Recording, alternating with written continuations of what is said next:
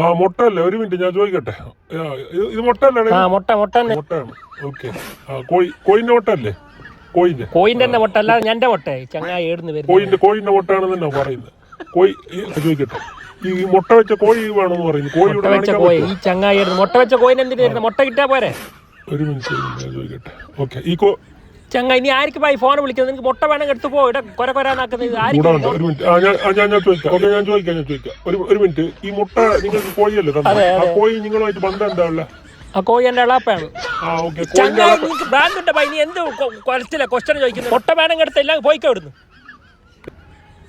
Okay, ഞാൻ ഏതായാലും മുട്ട എടുത്തിട്ടുണ്ട്. ഓക്കെ. മുട്ട എത്രയാണ്? മുട്ട 30 പറയുന്നു. 30. ഓക്കെ.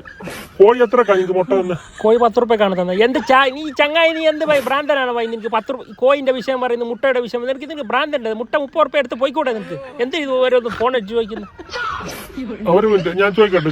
അതെ, ഈ മുട്ടന്റെ അകത്ത് എന്താ ഉള്ളത്? മുട്ടന്റെ ഉള്ളിൽ അമ്മയുണ്ട്. എന്റെ അമ്മയാണ്. മുട്ടനകത്ത് അമ്മ ഉണ്ട് എന്ന് പറയുന്നുണ്ട്. അല്ല ചങ്ങായി, നിന്റെ തലക്കത് സമയമില്ല ഭായി. മുട്ട കോഴി അമ്മ എന്ന് പറഞ്ഞിട്ട് തൊപ്പിയും വെച്ചിട്ട് രാവിലെ ഗ്ലാസും വെച്ചിട്ട് ഇത് മുട്ട